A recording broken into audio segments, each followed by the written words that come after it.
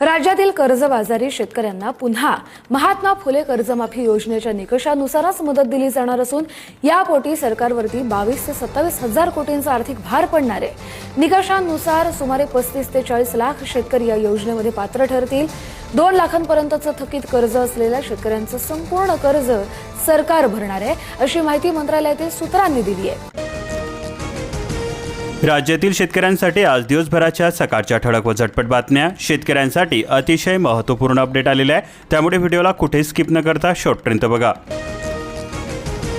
अंदमानामध्ये monsoon आगमनाची सूचिन्हे दिसत आहे। अंदमान निकोबार बेटावरती 21 ते 25 मे दरम्यान दाखल होण्याची शक्यता दिसून येत आहे। वाऱ्याचा वेग वाढलेला असून राजस्थान गुजरातमध्ये धुळीचे वादळ। आजपासून देशातील बहुतांश भागामध्ये मान्सूनपूर्व पावसाला सुरुवात होणार। रखरखत्या मातीमध्ये शेतकरी विणतोय मायेची पांघरून। पोटच्या पोरासारख्या जपलेल्या डाळिंबांच्या बागावरती पांढरी चादर आथरण्यात आली। आर्थिक संघर्षाची ही सीमा आहे। पन्हाळ्यामध्ये पीएम किसानचा बोजवारा। डाटा एंट्री ऑपरेटर अभावी हजारो शेतकरी लाभापासून वंचित आहे। शिरोड तालुक्यातील पंचगंगेचा संघर्ष संपेना। रासायनिक पाण्याने नदीमधील जलपर्णी सुद्धा करपली। कांदा घेता का कोणी कांदा? शेतामध्येच कांदा फोडून कवडीमोल भावाने विक्रीची वेळ आलेली आहे। 64,586 नागरिकांना टँकरने पाणी। संगमनेर, पानेर, नगर सर्वाधिक पाणी टंचाई। जिल्हा प्रशासन ससज्ज मोडवरती। भूसंपादनाला विरोध करणाऱ्या शेतकऱ्यांना मारहाण करण्यात आली। मातोरी, मुंगसर येथील घटना घडलेली आहे। प्रांताधिकारी पोलीस प्रशासनावरती आरोप केले जात आहे। जनगणनेसाठी केंद्र सरकारकडून मार्गदर्शन तत्त्वे जारी करण्यात आली। प्रगणकांना मिळणार 25,000 रुपयांचे मानधन। नवीन प्रगत मोबाईल घ्यावे लागणार। कोयनेमध्ये 32.867 दशलक्ष युनिट कमी वीज निर्मिती। यंदा जादा पाणी आवक असून पूर्व पश्चिम प्रकल्पांसाठी 100.24 TMC पाणी वापर। घरगुती गॅस सिलेंडर सुद्धा 500 रुपयांनी मागणार। तोटा भरून काढण्याचा सरकारचा मानस। 4 मे नंतर दरवाढीची शक्यता। व्यावसायिक सिलेंडर तब्बल 994 रुपयांनी महाग झालेला आहे। कर्जत परिसरामध्ये विजेचा खेळखंडोबा। महावितरणासमोर ठिय्या। वीज पुरवठा सुरळीत न झाल्यास अधिकाऱ्यांना कार्यालयामध्ये कोंडू। आमदार पवार म्हणाले। अहिल्यानगर जिल्ह्यातील शेतकऱ्यांना पीक विम्याचे पैसे मंजूर करण्यात आलेले आहे। पालकमंत्री राधाकृष्ण विखे पाटील विखे यांच्याकडून माहिती देण्यात आली। अहिल्यानगर जिल्ह्यातील शेतकऱ्यांना प्रधानमंत्री पीक विमा योजनेअंतर्गत 2025च्या खरीप हंगामातील पिकांसाठी सुमारे 118.63 कोटी रुपये मंजूर झाल्याची माहिती जलसंपदा तथा पालकमंत्री राधाकृष्ण विखे पाटील यांनी प्रसिद्धी पत्रकाद्वारे दिलेली आहे। महावितरणाचा सौर ग्राहकांना तिहेरी झटका बसतोय। घरगुती ग्राहकांच्या जादा वीज निर्मितीवरती चुप्पी। महावितरणकडून फसवणूक केली जाते। प्रति युनिट 1.68 रुपये जादा आकारणी केली जाते। ग्राहकांची जादा तयार झालेली वीज वाया जाणार। ग्राहकांना मिळणार केवळ 100 युनिटचा स्लॅब। अंमलबजावणीने ग्राहक त्रस्त झालेले आहे।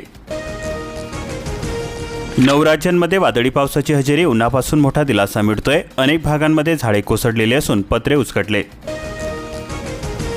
लाडकी बहीण योजनेमधून 54 लाख महिला अपात्र ठरलेल्या आहे। कर्जाचे आमिष दाखवून शेतकऱ्याची फसवणूक करण्यात आली। भोकरदन तालुक्यामधील चिंचोली येथील हा प्रकार घडलेला आहे। 3.5 लाख रुपयांची लूट करण्यात आली।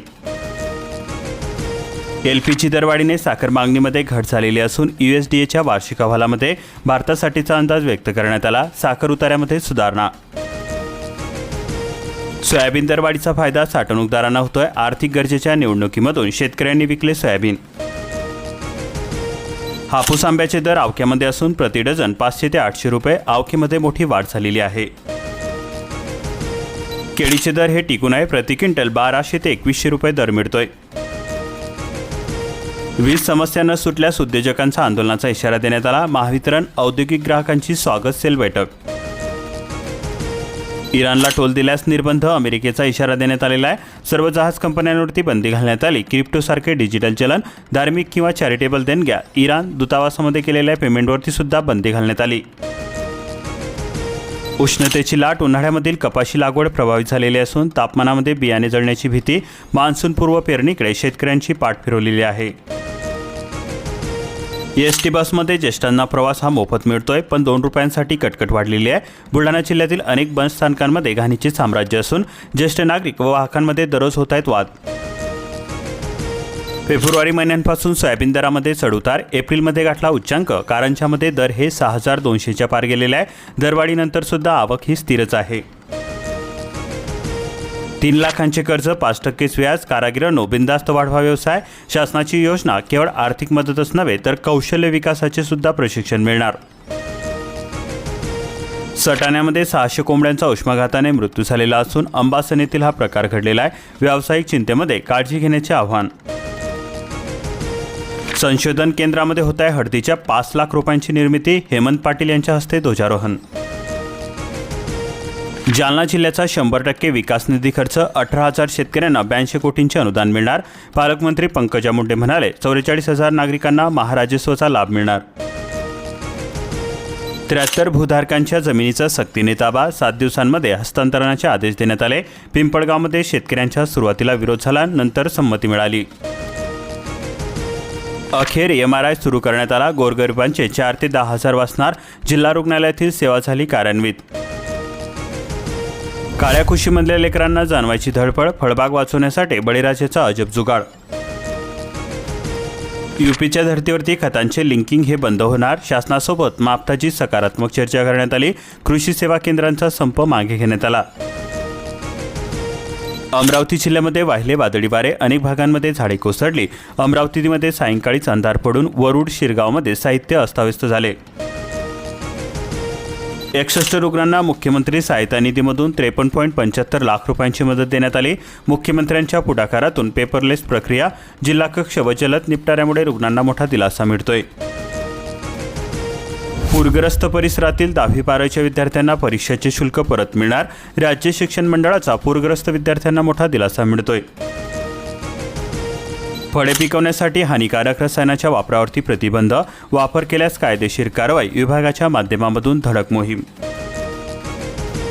तेंदूपत्ता संकलनातून ग्रामीणांना रोजगाराचा आधार मिळतोय. 15 ते 20 गावांमधील बेरोजगारांना रोजगार प्राप्त. ग्रामसभांची होते मदत.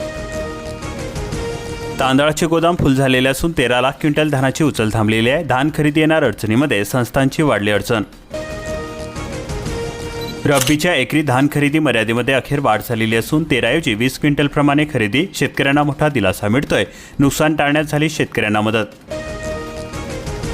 अवकाळी वादळामुळे कन्हान परिसरामध्ये अंधारातच. महावितरणाच्या 10 कर्मचाऱ्यांवरती 70,000 लोकसंख्येची जबाबदारी.